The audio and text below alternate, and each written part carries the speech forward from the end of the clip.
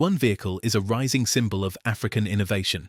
The other is a rolling fortress carrying the most powerful leader in the world. But what happens when we place them side by side? The Kantanka Nyira, a Ghanaian-built luxury SUV, challenges the notion that world-class engineering belongs only to the West or East. Designed and assembled in Ghana by Kantanka Automotive, this vehicle represents more than just transportation. It's a statement of identity, ambition, and continental pride. Across the Atlantic, the US presidential Cadillac, known globally as the Beast, exists in a realm few vehicles occupy.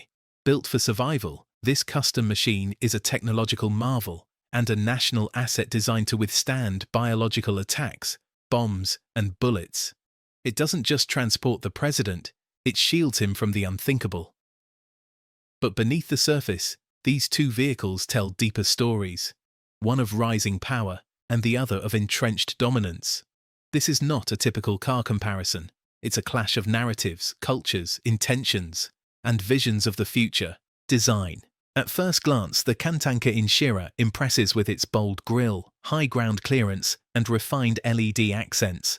Built with Ghana's rugged roads in mind, it combines the durability of a utility vehicle with the presence of an executive SUV. It doesn't try to mimic Western design. It speaks its own visual language, rooted in African identity and spiritual symbolism. Its aesthetics are intentional. Chrome trims reflecting sunlight across bustling Accra roads, and robust wheels, suggesting readiness for both the red earth of rural regions and the cobbled streets of cities. Every curve and cut in its frame points to a modernized African vision of luxury, functional, bold, and culturally attuned. Amazing. I imagine the same thing with this. This has every type of possible protection. It has robust capabilities. Robust capabilities. There you go. So I always remember, because I joked about it tonight, you remember Gerald Ford?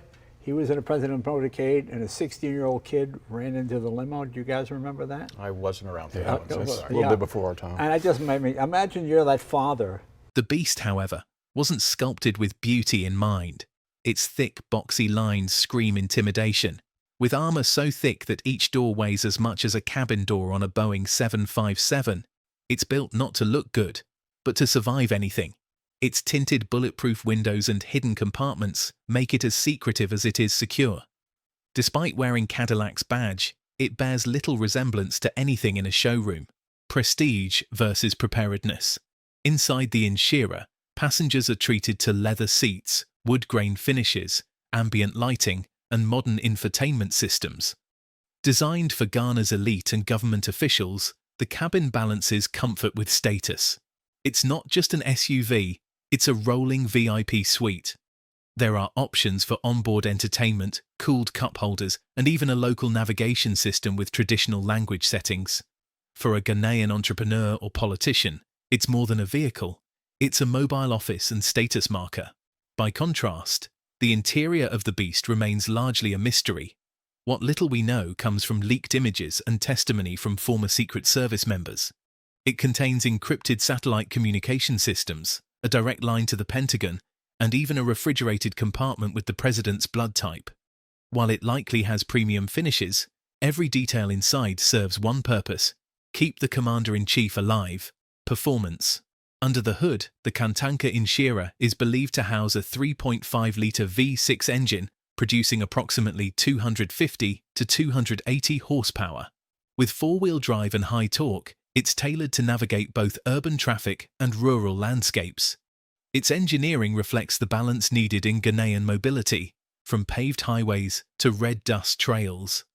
Acceleration is smooth, braking is intuitive, and fuel efficiency is moderate, enough to handle long intercity drives.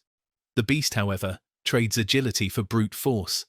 Weighing nearly 20,000 pounds and powered by a 6.5-litre Duramax diesel engine, it can reach 60 miles per hour in under 15 seconds, an astounding feat for a vehicle of its size.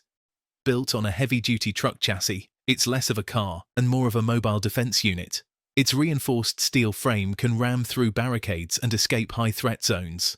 Fuel efficiency is not a concern, escape and endurance are. Security. Safety in the Nyira is defined by airbags, ABS, electronic stability, and parking assist systems. It offers everything a modern civilian vehicle should: comfort, safety, and peace of mind. But the beast is more than secure. It's militarized. Its armor is rumored to be 8 inches thick, made of steel, aluminum, ceramic, and Kevlar. Its windows can stop armor-piercing rounds. Tires are run flat and reinforced with steel bands. Even the fuel tank is foam-sealed to prevent explosions. The driver? A Secret Service agent trained in evasive maneuvers and threat neutralization. Symbolism. The Kantanka Nyira is not just a car. It's a cultural revolution. Built by a company founded on both spiritual conviction and scientific exploration, the It proves that African innovation isn't a dream, it's a reality. It's built in Ghana by Ghanaians, providing employment, inspiration, and national pride. For the diaspora, it represents a long-awaited shift, from dependency to design. It also represents the reclaiming of dignity, a luxury SUV that tells the world Africa is not just a consumer of technology, but a creator. It raises important questions. What happens when African countries begin exporting luxury? Can Pan-African design challenge the dominance of Eurocentric taste? Meanwhile, the Beast projects a very different kind of message. It is the manifestation of US global dominance. Every appearance is choreographed. Every movement signals control. Its existence tells the world that the American presidency is untouchable. In the Beast, fear is not a flaw. It's a feature. Price and access. The Kantanka Nyira is priced between $30,000 and $45,000, making it accessible to a growing African middle class and elite.